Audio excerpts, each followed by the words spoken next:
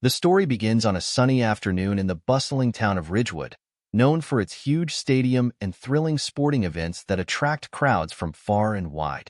The event of the day was the Ridgewood Sports Festival, a gathering filled with exciting competitions, food stalls, and people from all walks of life coming together to cheer for their favorite teams. The air buzzed with excitement as spectators filled the stands, waving flags and laughing with their friends and family. At the edge of the stadium grounds, a group of loud, leather-clad bikers roared in on their shiny motorcycles. Their leader, a tall, muscular man with a wild beard named Diesel, was followed closely by his crew.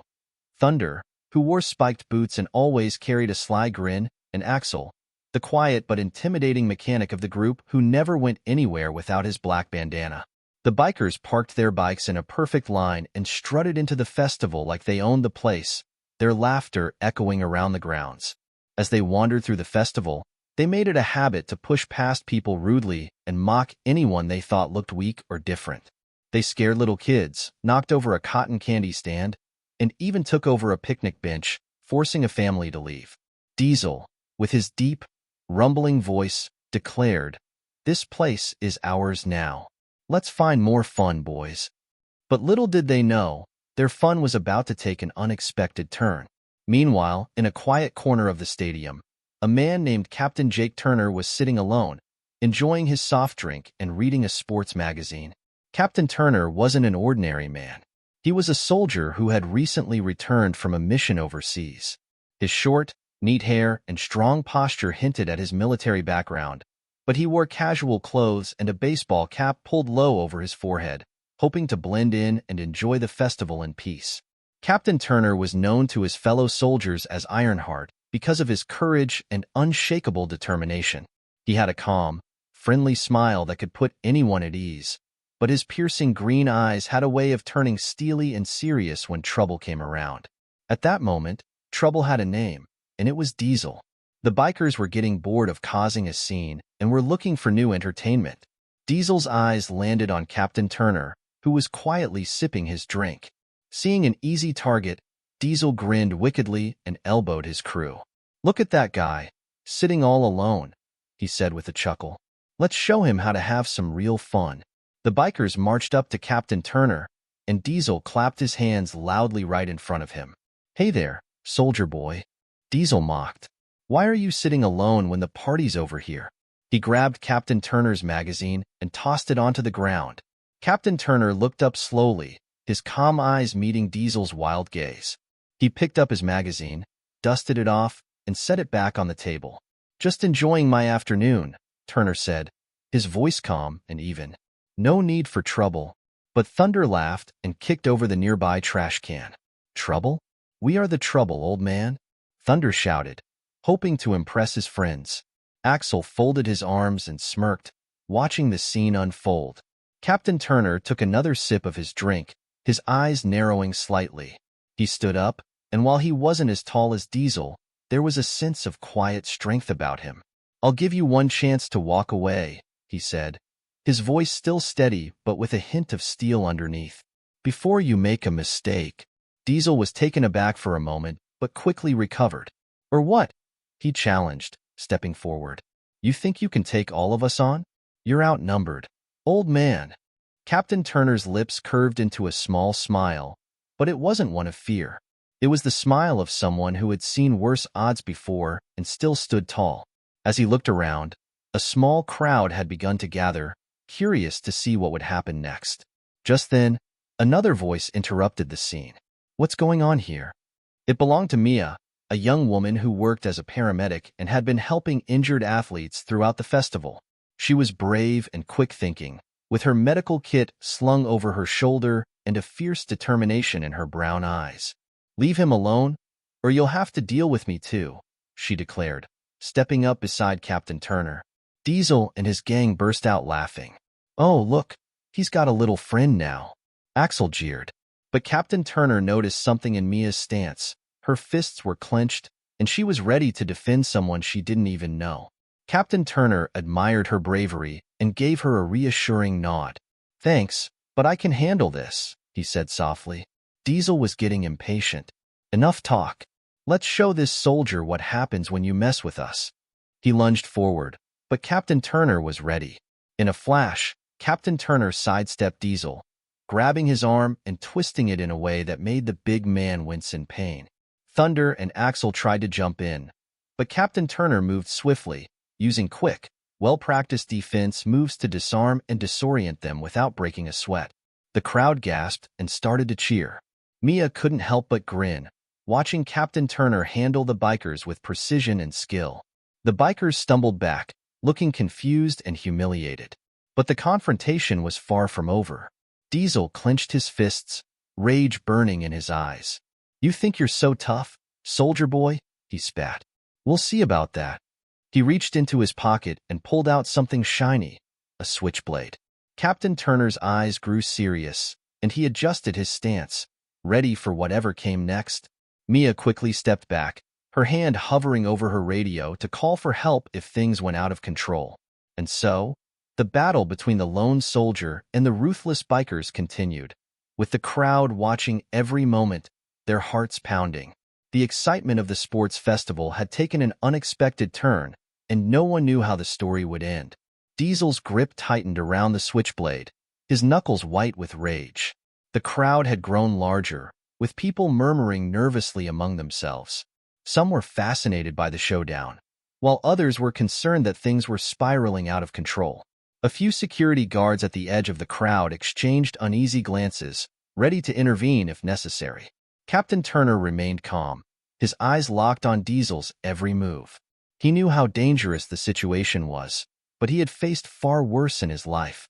His training had taught him that fear could never be allowed to take over. He took a deep breath, his mind racing with strategies. Mia, who had stepped back to avoid the danger, was ready with her medical kit. She had seen how skilled Captain Turner was, but the thought of the switchblade worried her. "Be careful," she called out, her voice a mixture of fear and admiration. Diesel lunged forward, swinging the blade with all his strength. But Captain Turner moved with lightning speed, stepping to the side and catching Diesel's wrist. With a well-practiced maneuver, he twisted Diesel's arm, forcing the biker to drop the blade onto the ground. It clattered loudly, and someone in the crowd let out a cheer. Enraged, Thunder and Axel tried to rush in to back up their leader, but this time, they were met with resistance from unexpected reinforcements. "Hey, leave him alone," shouted a deep voice. A tall, muscular man with a Ridgewood Athletics jersey stepped forward. His name was Marcus, a well-known local athlete who was famous for his strength and sportsmanship. Beside him was a petite but fierce gymnast named Zoe, who wore her hair in a high ponytail and had a reputation for her fearless spirit. "Yeah, you guys are way out of line," Zoe added, standing her ground. "Pick on someone your own size." The bikers hesitated, surprised by the sudden show of support for Captain Turner. Diesel sneered, but even he could see that the crowd was no longer just a bunch of spectators. People were beginning to take sides, and many of them had stepped forward to back up the soldier. Thunder, never one to think before acting, grabbed a nearby trash can lid and swung it toward Marcus. But Marcus, with his athlete's reflexes, caught the lid in midair and tossed it aside effortlessly. "Not today, buddy," Marcus said, giving Thunder a hard shove that sent him stumbling back. Axel, meanwhile, found himself face to face with Zoe. He laughed, thinking she would be easy to scare off. But Zoe had other plans. She flipped over a nearby bench with a graceful leap, landing right in front of Axel and giving him a sharp kick to the shins. "Oops," she said with a smirk. "Looks like you tripped." The crowd erupted in cheers and laughter, and the bikers were starting to look less like bullies and more like fools. But Diesel wasn't ready to give up. His face was red with anger, and he clenched his fists. "This isn't over," he shouted. "We're not going down that easily." Captain Turner kept his focus, but he could sense the energy shifting. The bikers were losing their power, and the crowd's support was growing stronger by the second. But Diesel was unpredictable, and Turner knew better than to underestimate a desperate man. Before Diesel could make another move, a new sound cut through the tension, the whoop of police sirens. 2 squad cars pulled up, and officers began making their way through the crowd. Leading them was Officer Ramirez, a seasoned cop with a stern expression and a reputation for keeping the peace. She had seen her fair share of trouble in Ridgewood, but even she hadn't expected to find a showdown of this scale. "What's going on here?" Officer Ramirez demanded, her hand resting on her holstered weapon. She took in the scene. The angry bikers, the soldiers standing tall, and the crowd that had become more of a team than a group of spectators. Diesel's eyes darted around, realizing he was out of options. But he couldn't let himself look weak. He tried to put on a brave face. "Just a misunderstanding, officer," he said, forcing a laugh that sounded more like a snarl. "We were just having a bit of fun." Officer Ramirez wasn't buying it. She looked at Captain Turner, who had stepped back and raised his hands calmly to show he wasn't a threat. "You all right?" she asked him, her eyes narrowing slightly. Captain Turner nodded. "I'm fine," he said, his voice steady. "These gentlemen just needed a little reminder about respecting others." Diesel's bravado was crumbling, but before he could protest, Marcus stepped forward. "They've been causing trouble all afternoon," he told Officer Ramirez. "Pushing people around, scaring kids, you name it." Zoe added, "Yeah, and when they tried to mess with him," she pointed to Captain Turner, "they got more than they bargained for." Officer Ramirez sighed, motioning for her fellow officers to escort the bikers away. "All right, that's enough," she said. "Let's take this somewhere else." The bikers, defeated and embarrassed, were led away, still grumbling but knowing they'd been beaten. The crowd let out a victorious cheer, and the atmosphere of the festival returned to one of celebration and excitement. Mia rushed over to Captain Turner, a wide smile on her face. "That was incredible," she said, her voice filled with awe. "How did you stay so calm?" Captain Turner shrugged, his friendly smile returning. "It's all about staying focused," he said. "And it helps when you have good people backing you up." He gave a nod to Marcus and Zoe, who both grinned and high-fived each other. Marcus chuckled. "Man, that was better than any sports match I've played in," he said. "You're a legend." Zoe laughed. "We should invite you to our next game. With you around, no one would dare mess with us." Captain Turner's laugh was warm and genuine. "I might just take you up on that," he said. But before anyone could say anything else, a loud explosion of fireworks lit up the sky above the stadium, signaling the start of the festival's evening celebrations. The crowd cheered, and the music started playing, transforming the festival into a vibrant party once more.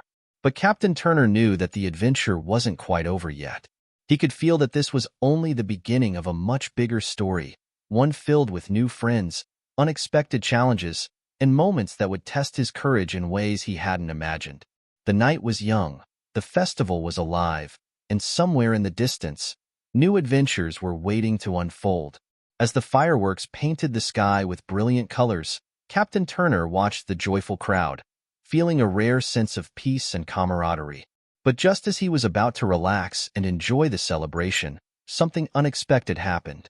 From the edge of the festival grounds, a deep rumble shook the earth, sending vibrations through the ground.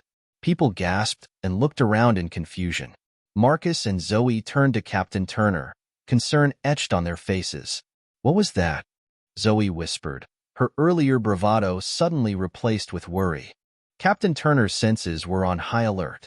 He had learned to trust his instincts, and right now, every fiber of his being was screaming that something was wrong. He scanned the horizon and spotted a dark, metallic object hovering in the sky. It was unlike any aircraft he had ever seen, with swirling lights and an otherworldly hum. Mia's eyes widened, and she grabbed his arm. "Is that?" she started. But before she could finish, the object descended rapidly, landing with a force that sent dust and debris into the air. A strange, eerie silence fell over the festival. From the craft emerged a tall figure clad in shimmering armor, its features humanoid but distinctly alien. It held a staff that pulsed with blue energy, and its glowing eyes scanned the crowd. The alien spoke in a voice that echoed, both powerful and oddly melodic.